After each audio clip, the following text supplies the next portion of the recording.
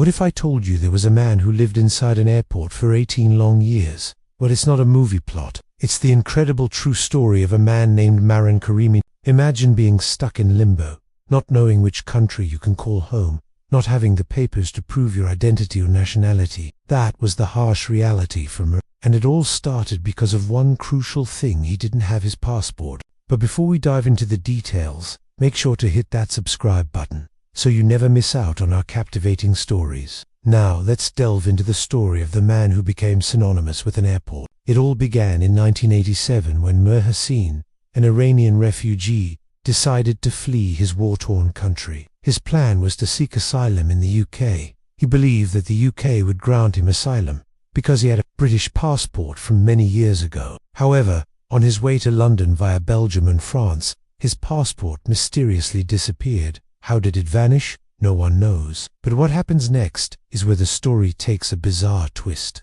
On June 1988, without a valid passport and with no way to prove his identity, he arrived at Charles de Gaulle Airport in Paris and requested asylum.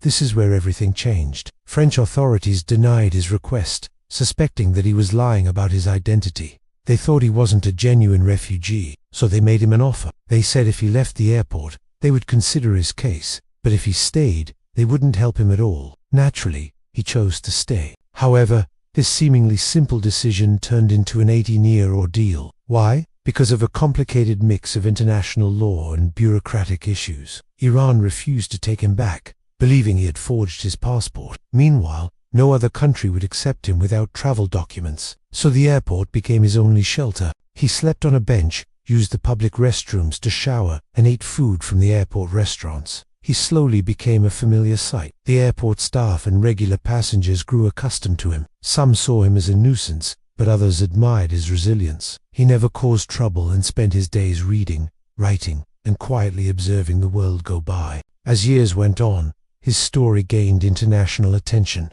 Journalists wrote about him, and filmmakers were intrigued. You might be wondering, how did he survive all those years? He received financial help from charities and well-wishers who were touched by his story. In 2004, Hollywood came knocking. The story inspired the movie The Terminal starring Tom Hanks. Although the movie was based on his life, he didn't receive much from it. His lawyer at the time said he wasn't interested in meeting anyone from Hollywood. He just wanted to live a simple life. The media called him the Terminal Man, a name that symbolized his confinement. He was famous, yet he preferred to stay hidden.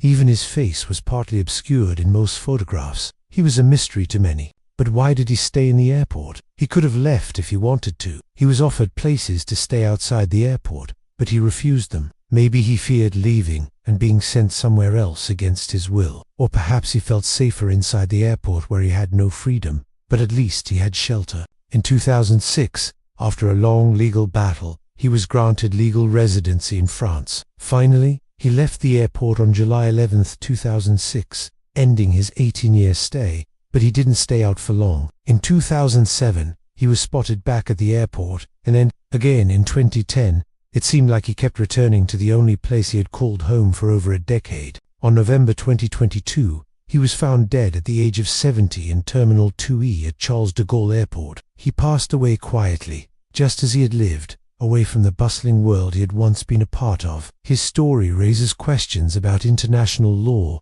bureaucracy, and the plight of refugees. It's a reminder that even in the 21st century, people can fall through the cracks of the system. And here's the kicker. As he navigated the world of immigration and refugee status, he did something that surprised everyone. He maintained his dignity. Even when he had nothing else, he held on to his pride and hope. So how did he do it? It's a question that many of us, in a similar situation, might not be able to answer. But his story serves as a testament to the strength of the human spirit. Thank you for joining us on this journey through the remarkable life of the Terminal Man. If you're captivated by stories like this, don't forget to subscribe to our channel. We've got plenty more where this came from. If you enjoyed this, please hit that like button. It helps us a lot. Thanks for watching. Catch you in the next one.